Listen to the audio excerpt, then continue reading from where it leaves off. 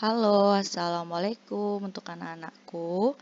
Kita di semester 2 ini akan membahas bab 5 ya, yang tentang kekongruenan dan kesebangunan. Materi pembelajarannya yaitu tentang kekongruenan bangun datar. Kompetensi dasar yang akan kita bahas yaitu menjelaskan dan menentukan kesebangunan dan kekongruenan antar bangun datar, menyelesaikan masalah yang berkaitan dengan kesebangunan dan kekongruenan bangun datar. Oke, tujuan pembelajaran ini, setelah mempelajari materi ini diharapkan siswa dapat memberikan contoh benda di sekitar yang berkaitan dengan kekongruenan bangun datar, menentukan ukuran sisi dan sudut pada bangun-bangun datar yang kongruen, menyelesaikan masalah yang berkaitan dengan kongruen. Kita lihat soal yang pertama. Kita akan bahas pertama yaitu tentang kekongruenan bangun datar. Dua bangun atau lebih dikatakan kongruen jika bangun-bangun tersebut mempunyai bentuk dan ukuran yang sama. Dua bangun atau lebih dari segi banyak atau yang biasa disebut poligon dikatakan kongruen jika memenuhi dua syarat, yaitu syarat yang pertama, sisi-sisi yang bersesuaian sama panjang, sudut-sudut yang bersesuaian sama besar.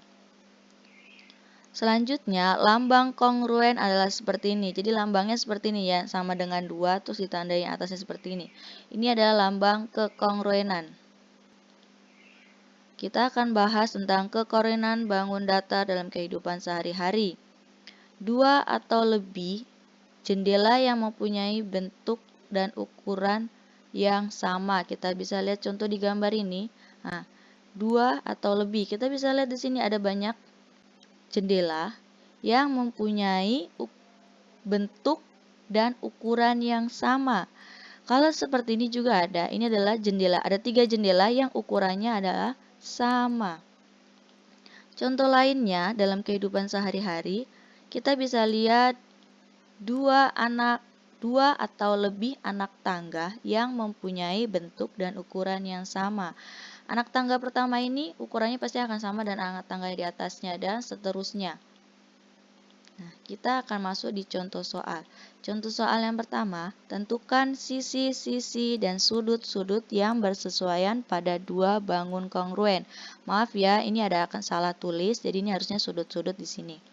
Kita bisa lihat yang pertama, sisi-sisi yang bersesuaian. Sisi KL ini akan bersesuaian dengan sisi PQ. Sisi LM dia akan bersesuaian dengan sisi QR. Sisi MN akan bersesuaian dengan sisi RS. Sisi KN ini akan bersesuaian dengan PS. Selanjutnya, sudut-sudut yang bersesuaian. Sudut K ini akan bersesuaian dengan sudut P. Sudut L di sini akan bersesuaian dengan sudut Q yang di sini. Sudut M di sini akan bersesuaian dengan sudut R. Sudut N dia akan bersesuaian dengan sudut S. Kita akan langsung lagi bahas contoh soal yang kedua. Perhatikan gambar dua jajar genjang berikut. Apakah ABCD sejajar dengan KLMN? Apakah jajar genjang ABCD kongruen dengan jajar genjang KLMN? Kita buktikan. Yang pertama, sisi-sisi yang bersesuaian. AB dia apa bersesuaian dengan KL, BC akan bersesuaian dengan LM, CD akan bersesuaian dengan MN, dan yang terakhir AD akan bersesuaian dengan KN. Yang B, syarat yang kedua adalah sudut-sudutnya harus bersesuaian.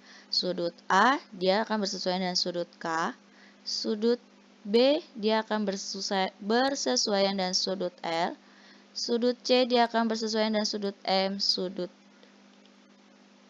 D akan bersesuaian dengan sudut N.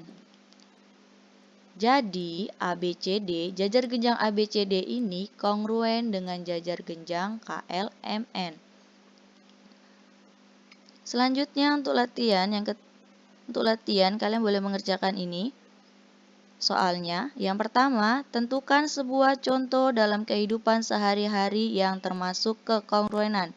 Yang kedua, perhatikan bangun-bangun datar berikut. Pasangkanlah bangun-bangun datar yang kongruen. Kalian harus memasangkan satu ini dengan pasangan yang mana yang bentuknya kongruen.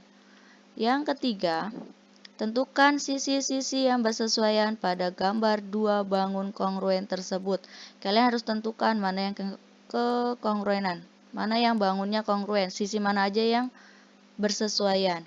Oke, ini untuk tugasnya 3 nomor saja dari Ibu. Selanjutnya untuk menentukan, menghitungnya akan kita bahas di pertemuan berikutnya. Akhir kata, wassalamualaikum warahmatullahi wabarakatuh.